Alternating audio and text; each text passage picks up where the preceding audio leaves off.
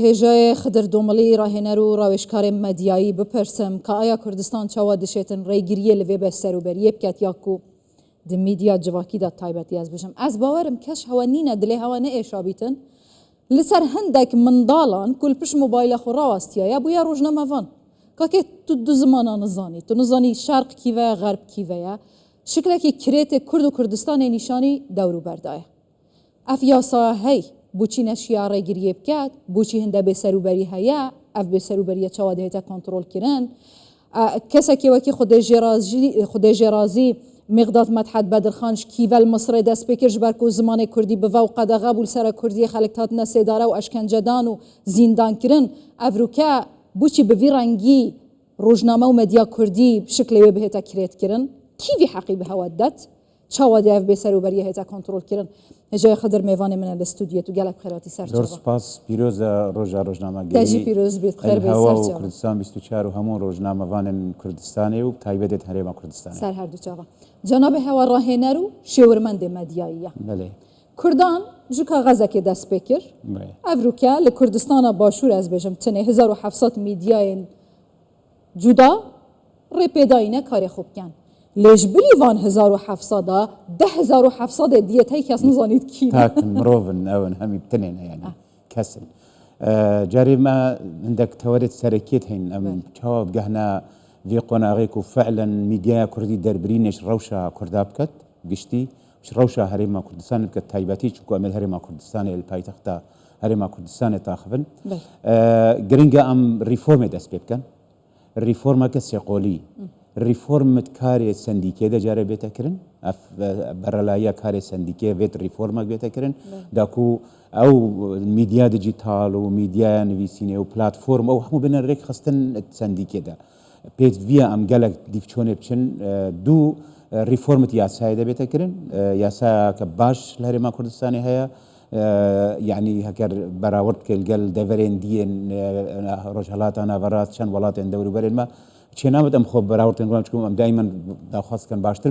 بيت ياسا بيتا ريفورم كرم ياسا ريفورم واري حكومت دا بو سردريل قال ميديا اجبركو فيغا في جرينجا هو چكو حكومت او دستور ودا ميديا آزاد هر كسك هر حزبك بخو جدا هر كومبانيك هر تاكك كانالك ميديا دانت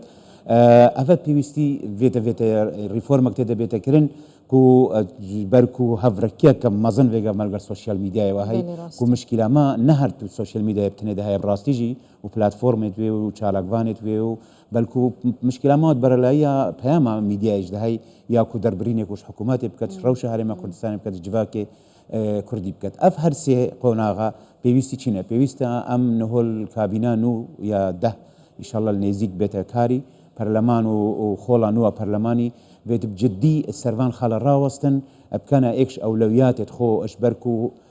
هريما كردستاني وقت الجدربه بري خود انا هريما كردستاني خوديكا وان بهرا بترسر ازاديه را دربرينيا الولاتن جهاني هر ولاتك سنگن عندنا بو ما في مروفي بو ازاديه را دربريني لترن كا روشا روجاما فانيه چا روشا را دربرينا ازاديه چوانيا لو ما نجي هريما كردستاني ابوا سلمان دي بو ولاتن ان بياني كو ام بشتوانت في چندنا حكومت جدي افسري كاري راوستيا اف جديت بيت هندك كارن براكتيكي بتايبت بيت كابينا بيت جدي سر وسط هندك ريك خستن هابت بو سي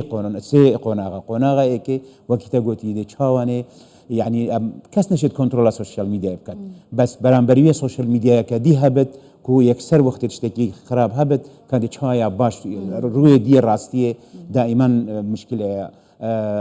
هبونا فيك نيوز هبونا فيك ريبورت فيك ابدي زيادتر لي اتصالن بدش بر اف جيره دسكرت كو ما ترسيه كيك جار مازن سركاري ميديا هم هو بتريا دزگهن ميديا جهاني خولن تايبت ود كان سرجيره سركرت چوابت بكارينان جورا حواله دات نشرين خبري دات رابورتا دا بيانات دا بردوام فيغا يعني وكو هنديتو بيجي حجمكي مازن اف خالات دي جرينج اوا كون هو امبير لبكنوا روجنامه واني كردي حسب كر روجنامه وانا هەست بکەت و ینی ئەف بەرەلایە کاری دەچن دەبینی مایکە دەستیدا نەباجەکە ناتشتەکە ما هەموو دەرا بێت ڕۆژنامەوان ڕێزیل کاری خۆ بگرێ وەختیشتە دەرەکێ کەناڵی خۆ دەردکەوت باجایی ستۆی دەوت هەرشتە دەرەکی ئەتیکێن کاری بزانێت یاسایەن کاری بزانێت یعنی معقولینە ئەف چما جهتێکی و هەمە بێ چونکو مایکە دەستێمە مایک بۆچی کوردستانی وەلی هاتیە هەر کەسێ بزانی دوو کەلیمە باغویتن یاژی کوپیای بەرامبەری خۆ بکات دێناوێ خۆکێتە ڕۆژنامەوان ئەڤە وەک مگوتی چونکو بێت سندیکە ریفۆرمێ بکە دوو چونکو ئەف کەناڵی تێنە ینی وەساژی بەهرابتر هەمان وجوهات گەڕن ینی هەندێک مەحسوبیت وا تێدا هەندێک لایەن کارتێکردنا باگراوندی سیاسی وا تێدا ڕازیکردنا هەندێک کەسات بنکەنە مدیرێت کەناڵە و مدیرێت ڕاستیش ینی ئەمە بڕۆ سەراحەت بێژێت ینی ناچێت هەموو کەسێک لەومانێژی ئەس گەلک جارامایە گوتی مەگەلک الکۆربەندە وەرکشۆپە سیمینەرەمایە گوتی بەرپرسێن دەستگەهێن ڕاگەهاندنێ وێت بێنە جادێ یەچنە ناف خەلکێ وێت بینن چا خەلک هزرت کەتە خەلک چیت بێشتەوانە بتنێ احتیمادە سەروێکێ نەبێت ئەو یا ڕۆژنامەوان و پەیام لێر بوانتینن یعنی ڕاستیژی مخابنی ئەوە چەند ساڵە نەدیت یە بێت هەرچنە ناف خەلکێ بەردەوامت کۆر و سمینارە دەبن ئەو بخۆ کۆر و سمینارە بکەن نهۆ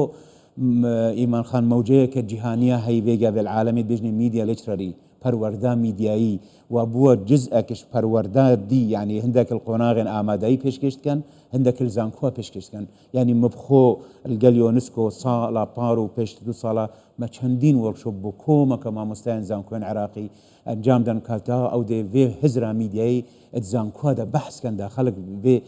بەرەلایەت تێبگەهات سەر سێ لایەنێت سەرێکی ئێک سەر خیتابا کەراهی ڕقوکینێ دوو سەر